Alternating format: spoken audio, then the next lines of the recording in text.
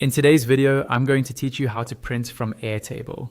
We'll walk through the entire process step by step, so you can take a view from your Airtable base and get it onto paper, or saved as a PDF without any confusion. First, open your browser and go to your Airtable dashboard. This is the home screen you see after signing in, where all of your workspaces and bases are listed.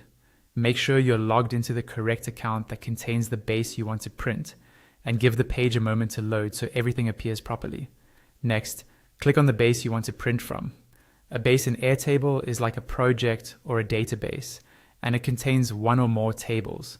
When you click it, Airtable will open that base and show you one of its tables, usually in a grid-style layout. If your base has multiple tables, just confirm that you're on the one you want to print. Once your base is open, look towards the top left of the screen for the View options. You'll see something called Grid View, or a similar name if it has been customized.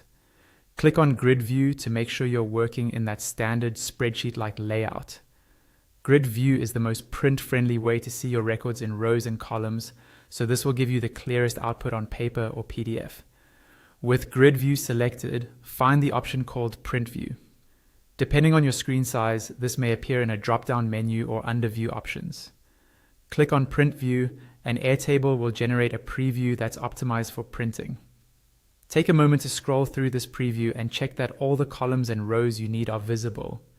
If anything important is cut off, you may want to go back and hide extra fields or adjust column widths before you continue.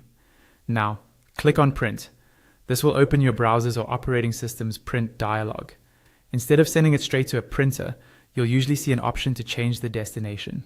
Here, choose the option to save it as a PDF. This is helpful because you can double-check the document, share it with others, or print it later from any device. After selecting the PDF option, click Save. You'll be asked where to save the file on your computer. Choose a folder you'll remember, give the file a clear name, and click Save again. Once that PDF is created, you can open it and print